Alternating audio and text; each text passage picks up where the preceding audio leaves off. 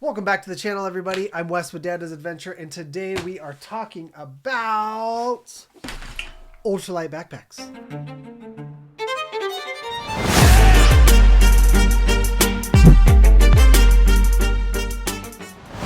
Probably looked at some of my packs or some of the friends that I hike and shoot with packs and say, these guys are not ultralight, and I would agree with you. I have absolutely backpacked with 50 plus pounds on my back.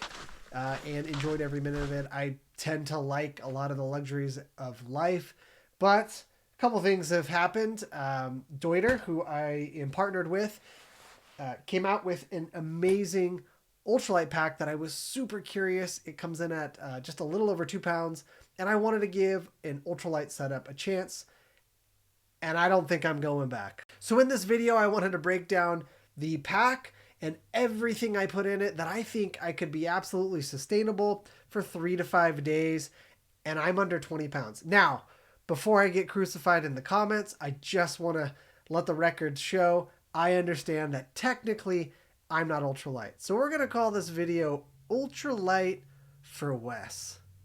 To me, who's used to carrying 40, 50, even 55 pounds, I have this 18, 19 pound pack with food and water in my front pouch, by the way. And it feels like an absolute dream. It feels like a day pack. And I gotta say, for the longest time, I thought ultralight was, forgive me, a little cultish, just a little cultish, okay? And now I am ready to join the club. And the biggest reason is I can see myself having so much more mobility, so much easier on my body. I'm getting older. Getting out in the backcountry is not quite as easy as it was when I was in my 20s. And I absolutely can see the value in this. What we're going to do next is we're going to unload and load this entire pack and talk about each of the items that I chose to bring along. And guess what? I actually think I could shave 4 more pounds off this, maybe even more. So let's start with the pack and what I have attached to it. This is the Deuter Air Contact Ultra 50 with the 5 liter up in the top. And attached to it, I have the CTUG water bottle holder. Say that 5 times fast. And the CTUG cell phone and accessory / snack / cell phone battery charger holder. I've done separate videos on these. I've had lots of water bottle and accessory holders. These are the best I've ever had. They are a partner. They're great people. They make these products in the United States, and I think they're awesome. These pouches on the front side of this pack, which have some mesh netting, are fantastic. The comfort level, and I gotta say, the thing with Deuter is, with all of their packs, is the comfort level that they have on the back and straps are unmatched, in my opinion. I'm sure there's some other really good ones out there. I've used North Face, I've used Osprey, and I've used 511, and they're all good, but Deuter, in my opinion, is just the best. On the back, I let my North Face camp shoes dangle. These are very light and kind of incredible. I think that it's a total miss to do Crocs when those camp shoes exist. Here's a main reason I like those camp shoes. They're really light. They have an incredible waterproof, grippy bottom, but the inside are lined with this nice, fluffy material. Makes my feet feel like I'm at home even when I'm away. So let's jump into some of the other contents. This is going to be in no particular order. I just want to give a good picture of what I have packed out in Wes's ultralight setup. Next, I have the bear container. I went with the really small one. I think this is the 425. Yes, this is the BV 425 with some Mountain House dehydrated products in here. I know not everyone has the luxury of doing the dehydrated pre-made food because it tends to be a little expensive. I will eat Mountain House lasagna every day until I die and be a very happy person. So got my Bear Vault. Next, in the cooking department, I have my Toaks titanium 750 cup. I love this thing. It's served me for 20 different backpacking trips at least, and I love the little mesh thing that keeps it from banging around in your pack. Next, titanium spoon. These are everywhere. This particular one is Alaska Gear Lab, and it's been fantastic. I love how long it is. It's super convenient.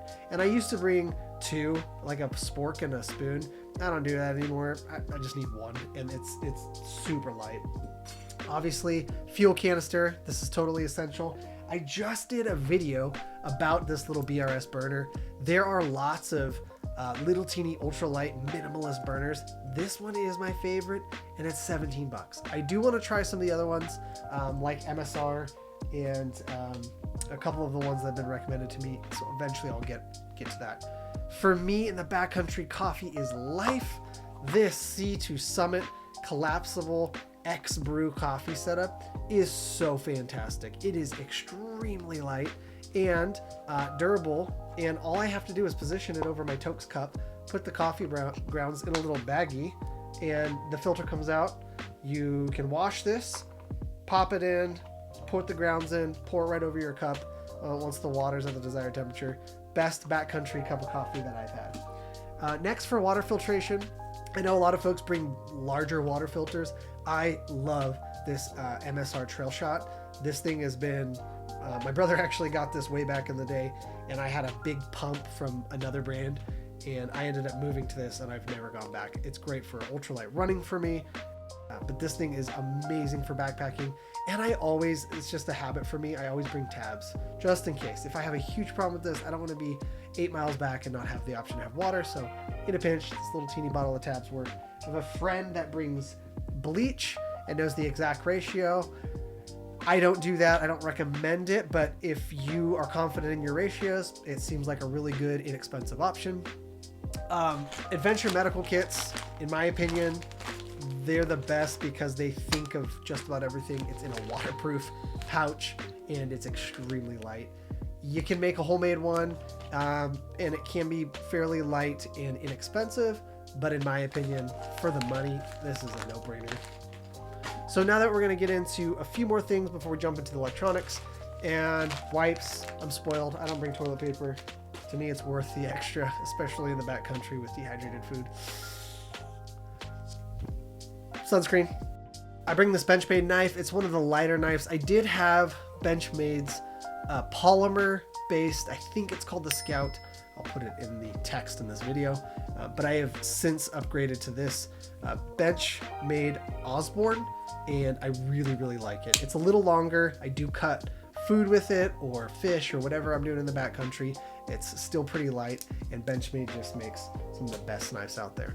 All right, starting with the essentials for emergency. I did upgrade to the InReach that has the maps on it. I do use my phone with AllTrails, but in the event my phone dies or I have some sort of emergency with that, I have a backup way of navigating, and I also almost always carry a paper map.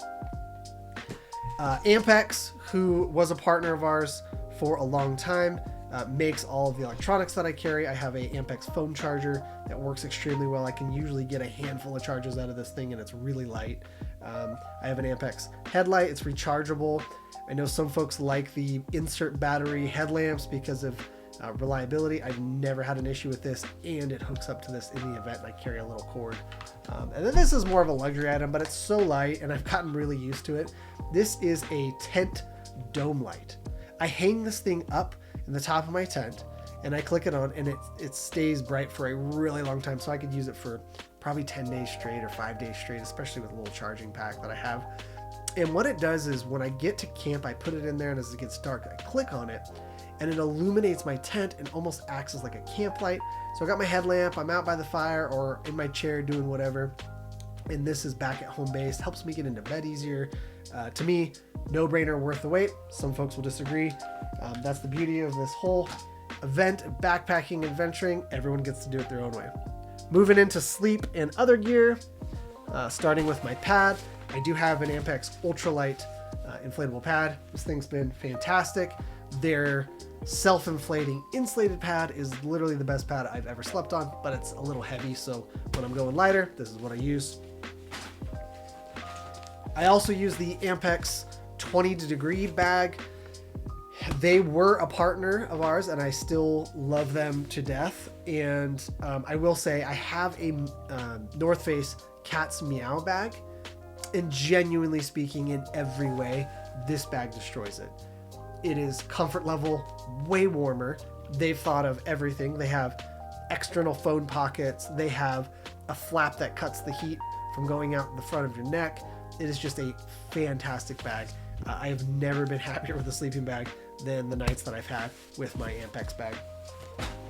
So that leads me to my one-person Ampex tent. These things are really light. Last time I checked, if you're not familiar with the material they use for tents, there's really polyester and nylon. Nylon does not shed water as well as polyester. Polyester has to be a lot thicker to be durable, so nylon tends to be a lot lighter and more flexible. When you put this tent up, the nylon is really stretching and there's no real risk of ripping. That's what makes it so attractive. But they have to coat it with some pretty expensive seams coating and a coating for the nylon to make it waterproof. And this, to my knowledge, is the most inexpensive nylon tent you can buy on the market. Now, I could be wrong. If you know of one, please shoot it in the comments. Educate me. But Ampex did an amazing job engineering this for an incredible price. And even in my light setup, I do still bring a chair. This is the REI. There's a couple chairs lighter. I think the Nemo, and obviously the other name brand, which I'll put on screen. But this one is still really light and way more reasonable. REI does a good job usually making products that are reasonable in the same ballpark. It's not quite as light, but it is a really good chair and it served me well.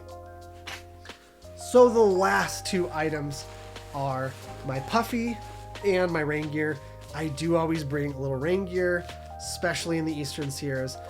You could be mid-July, mid-August, great weather, and if you're back behind the ridge in the Eastern Sierras, you could get a hailstorm or a flash flood within hours notice. And that is just how unpredictable the weather is back there. And that is why I always carry a set of Frog Togs or a poncho. A little extra weight, but in my opinion, so worth it. Jacket, my puffy. This has been my tried and true, and I have a couple puffies, but this is the one I usually take with me. And it is the 800 fill North Face Summit Series. And in my opinion, I've just not had a jacket that performs quite like it. There are lots of good ones, and I know that they're making better and better technology. So this is what my pack looks like all assembled, and it is weighing in at just under 19 pounds, and I couldn't be happier. So I'd love to hear your tips, tricks, how you get your pack lighter. Now that I'm part of the club, I would love to hear all about how you've been successful in this area. I hope something that we talked about helps. Please feel free to have any questions in the comments section, and as always, keep adventuring. Have a great day.